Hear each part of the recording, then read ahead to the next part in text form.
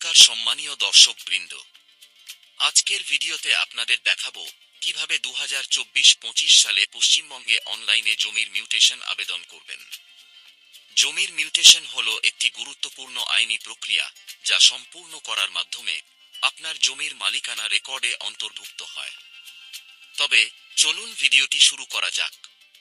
প্রথমে বাংলার ভূমি পোর্টাল ওপেন করবেন এবং সাইন ইনে ক্লিক করে লগ ইন করে নেবেন। পোর্টালে লগ ইন করার পর সিটিজেন সার্ভিসে ক্লিক করবেন। ক্লিক করার পর অনলাইন অ্যাপ্লিকেশন অপশনে ক্লিক করে মিউটেশন অপশনে ক্লিক করবেন। ক্লিক করার পর মিউটেশন ফর্মও ওপেন হয়ে যাবে। প্রথমে জেলার নাম সিলেক্ট করবেন, তারপর ব্লকের নাম সিলেক্ট করবেন এবং মৌজার নাম সিলেক্ট করবেন। তারপর পার্টিকুলার্স অফ অ্যাপ্লিকেন্ট সেকশনে আসবেন। অ্যাপ্লিকেশন টাইপ সেলফ সিলেক্ট করবেন।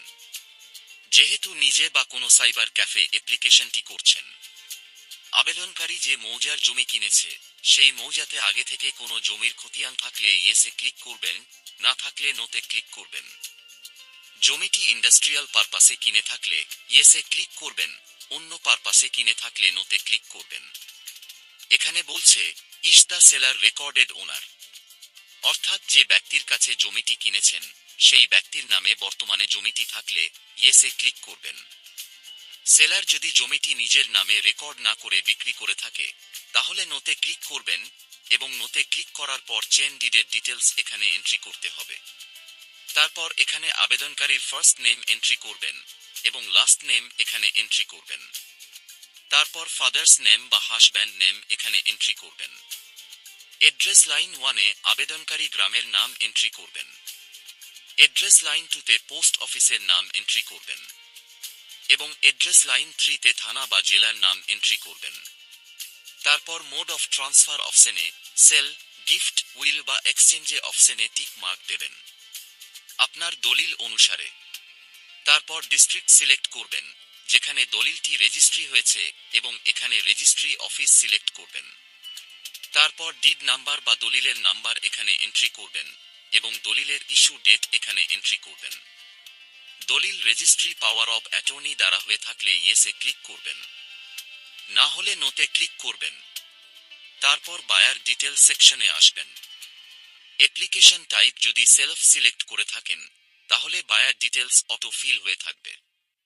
যদি application type power of attorney select করে থাকেন তাহলে বায়ার ডিটেলস ম্যানুয়ালি এন্ট্রি করতে হবে।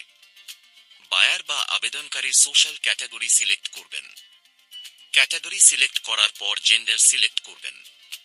টেনান্ট টাইপ ব্যক্তি সিলেক্ট করবেন এবং এখানে রিলিজিয়ন সিলেক্ট করবেন। তারপর আবেদনকারীর আধার নাম্বার এখানে এন্ট্রি করবেন। আধার নাম্বার এন্ট্রি করার পর আধার রেজিস্টার মোবাইল নাম্বার অথবা ব্যাংকের সাথে রেজিস্টার মোবাইল নাম্বার এন্ট্রি করবেন।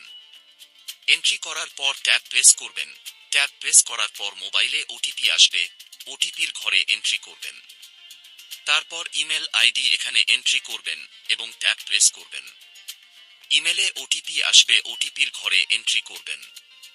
তারপর পার্টিকুলার্স অফ ট্রান্সফার সেকশনে আসবেন।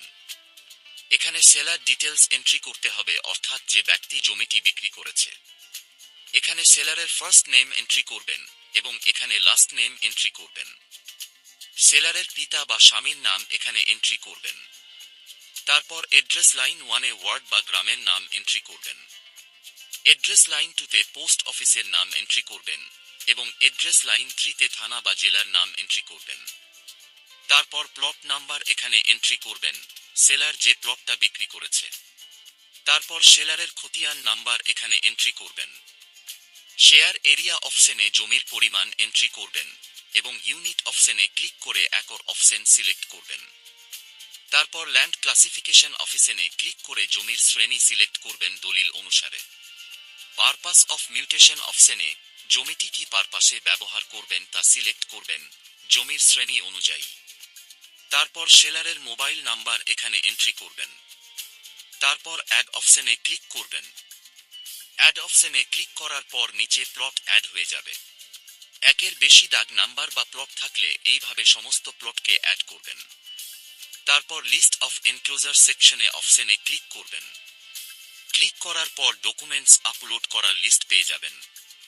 প্রথমে দলিল স্ক্যান করে আপলোড করবেন 2 MBর মধ্যে। মনে রাখবেন দলিল আপলোড করা বাধ্যতামূলক।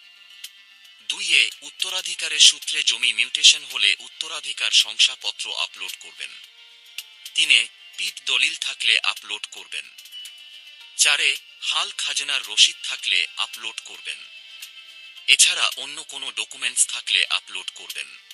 তারপর সমস্ত ইনফরমেশন ভালো করে চেক করবেন এবং ক্যাপচা ঘরে ক্যাপচা এন্ট্রি করবেন।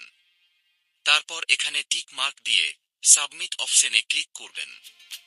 সাবমিটে ক্লিক করার পর এই রকম মেসেজ শো হবে, application successfully received for mutation, এবং মিউটেশন অ্যাপ্লিকেশন নাম্বার শো হবে।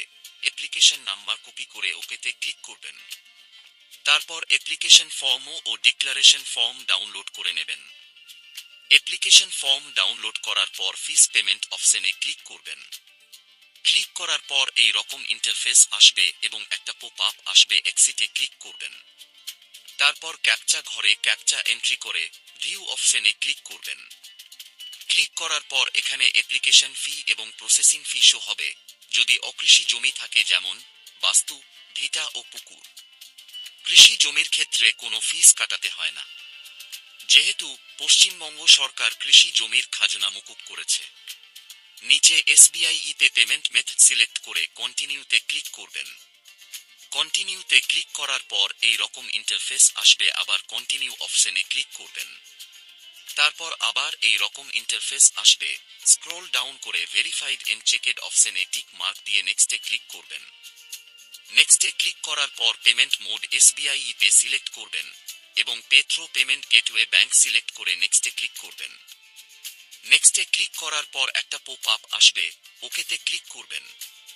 তারপর নিচে স্ক্রল করে পে নাও অপশনে ক্লিক করবেন। পে নাও অপশনে ক্লিক করার পর এই রকম ইন্টারফেস আসবে। এখানে অনেকগুলো পেমেন্ট মেথড পেয়ে যাবেন।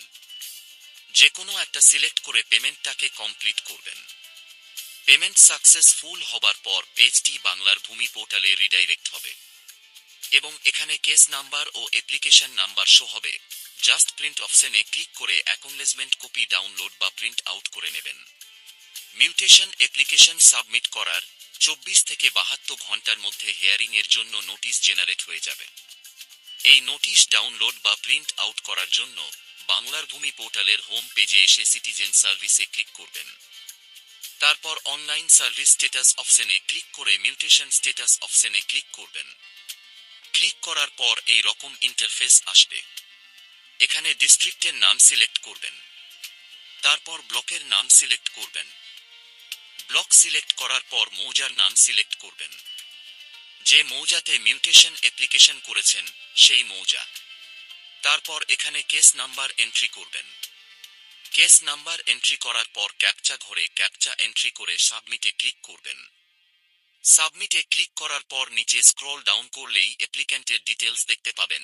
জাস্ট ডাউনলোড অপশনে PDF এর উপর ক্লিক করবেন। ক্লিক করার সঙ্গে সঙ্গে হিয়ারিং নোটিশ ওপেন হয়ে যাবে। তারপর এটাকে ডাউনলোড বা প্রিন্ট আউট করে নেবেন এবং এই নোটিশ বিবাদী পক্ষকে বাই পোস্টে চিঠি করবেন এবং হিয়ারিং এর দিনে সমস্ত নথিপত্র নিয়ে BLRO অফিসে সশরীরে হাজির হবেন। আশা করি এই ভিডিওটির মাধ্যমে আপনাদের অনলাইনে জমির মিউটেশন অ্যাপ্লিকেশন পদ্ধতি স্টেপ বাই স্টেপ বোঝাতে পেরেছি। যদি আপনারা আরও কিছু জানতে চান বা কোনো প্রশ্ন থাকে তাহলে নিচে কমেন্ট বক্সে কমেন্ট করতে ভুলবেন না। ভিডিওটি যদি ভালো লেগে থাকে তাহলে লাইক এবং শেয়ার করুন এবং আমাদের চ্যানেলটি সাবস্ক্রাইব করতে ভুলবেন না। এই ভিডিওটি এতক্ষণ দেখার জন্য আপনাকে অসংখ্য ধন্যবাদ।